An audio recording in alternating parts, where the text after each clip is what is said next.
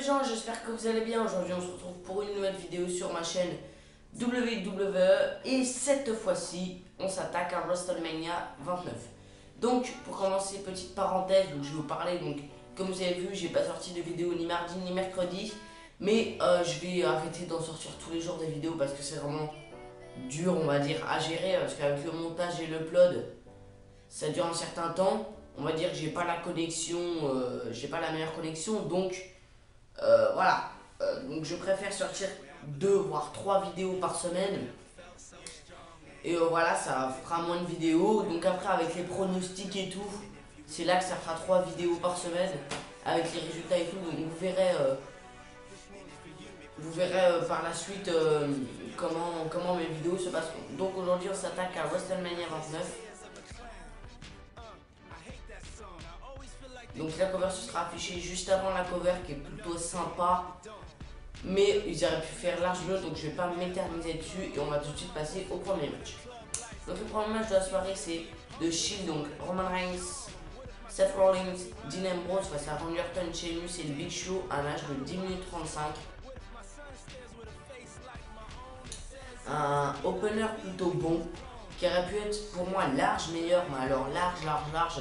C'était le premier WrestleMania du Shield. Ils avaient fait leur début au Survivor Series 2012, si je ne me trompe pas. Et non, je ne me trompe pas. Et honnêtement, ce match m'a déçu. Parce que, certes, le Shield est mis en avant par rapport. Parce qu'il gagne tout simplement. Le match n'a pas été mauvais in ring, hein, je vais pas dire le contraire.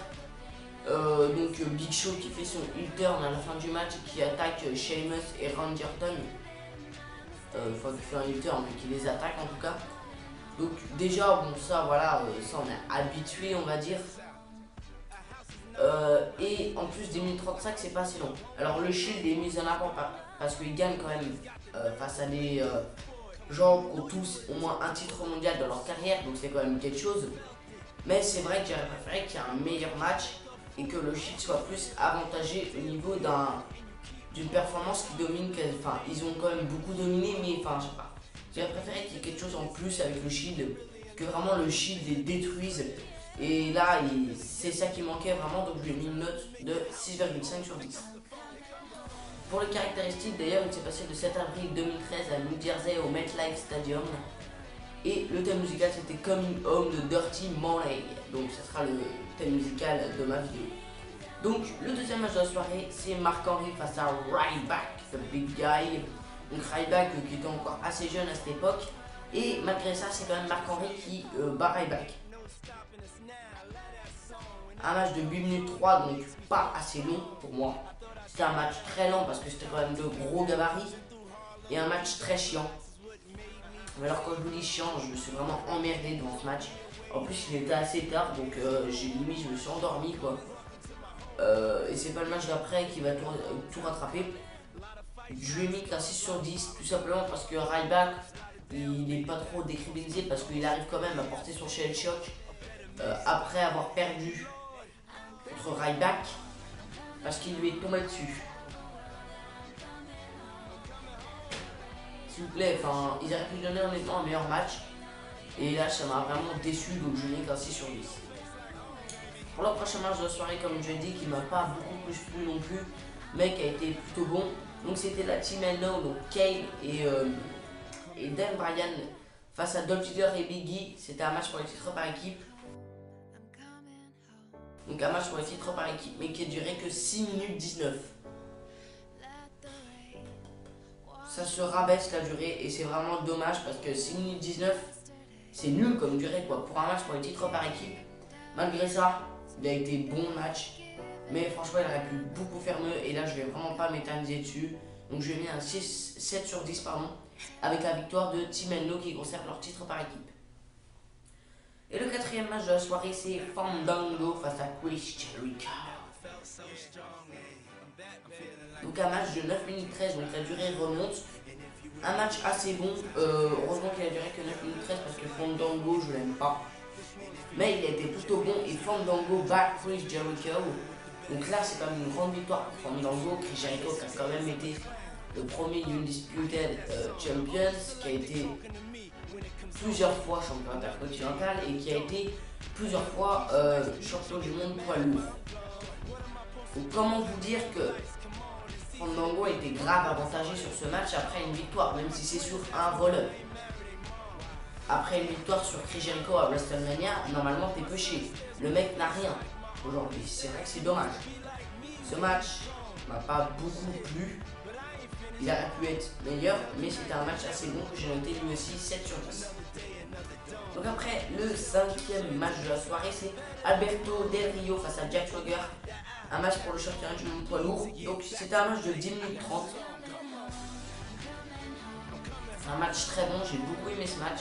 Je sais pas pourquoi, mais j'ai beaucoup aimé ce match. Un match qui a été assez long, même si ça aurait pu être beaucoup plus long. Parce que c'était quand même pour le titre mondial. Mais j'ai beaucoup aimé ce match, je sais, mais je peux pas spécialement vous dire pourquoi. Mais il a été super bon, j'ai vraiment beaucoup aimé ce match. On dirait que j'ai répété 50 fois la même chose. Mais non, vraiment c'est un match, peut-être pas que je vous conseille, mais c'est un match vraiment qui a été bon. Donc voilà, franchement 8 sur 10, après rien de plus à dire dessus. Et là on passe à un match, pour moi le meilleur match de la soirée, c'est Undertaker face à CM Punk. Donc un match pour la streak de l'Undertaker, un match de 22 minutes 09. Donc un match assez long, surtout pour la streak, un super match. La fin qui se finit sur un go to sleep et Undertaker qui rebondit juste dans les cordes et qui place son Tobeston Pole Driver. C'est juste magnifique, j'ai surkiffé ce match. C'était un super match. Un match que là je vous conseille, par contre, je vous conseille d'aller le regarder. Vous pouvez le regarder sur plein de sites, genre Dailymotion ou même le pay-per-view, vous pouvez le regarder sur Dailymotion. Donc voilà, je vous conseille d'aller le regarder d'ailleurs, ce pay-per-view. Mais voilà, franchement, honnêtement, il a été très très long. Donc voilà, super match de 9 sur 10. Après, on passe à un match brutal et très bon, c'est un match No Holds Barred. Et c'est Triple H face à Brock Lesnar. Donc si Triple H perdait, il quittait la WWE. Donc un match de 23 minutes 18. Très bon match encore une fois, 9 sur 10 encore une fois. Un match très brutal. Alors brutal, un point fou, ce pedigree à la fin. On croyait vraiment que ça a été une victoire de Brock Lesnar parce que Brock Lesnar a dominé tout le match. Sauf à la fin où Triple H revient et lui éclate la tête avec beaucoup de prises très très méchantes. Et le main event de la soirée, c'était pour le WWE Championship. Un match de 24 minutes 13, donc c'est le match le plus long de la soirée. John Cena face à The Rock, un très bon match. Que j'ai noté 8 sur 10, oui, moins que les deux précédents. Mais il manquait vraiment quelque chose. Pour moi, le match n'a pas été assez rapide, il y a eu quasiment que des finishers. C'est ça qui m'a déçu parce que le match aurait pu être honnêtement large meilleur. Donc voilà, après je sais pas si vous pensez comme moi, donc pensez donnez vos impressions pour ce pay-per-view dans les commentaires, voilà, il n'y a pas de problème. Voilà, honnêtement il manquait vraiment quelque chose, donc j'ai noté que 8 sur 10. Donc pour la note finale de ce pay-per-view, je lui aurais mis qu'un 15,5 sur 20. Ouais, honnêtement je pense que c'est une bonne note pour lui, ça n'a pas été le meilleur WrestleMania que j'ai vu. Malgré que les deux derniers que j'ai vus c'est WrestleMania 31 et WrestleMania 30. Voilà, honnêtement il aurait pu être meilleur mais il a été quand même assez bon, surtout pour le match CM Punk Undertaker. Donc voilà, j'espère que cette vidéo vous a plu, pensez à liker, commenter et partager. La prochaine vidéo qui arrivera sur ma chaîne sera une vidéo manga. Et en parlant de ça, je me suis acheté le tome numéro 27 de Dragon Ball.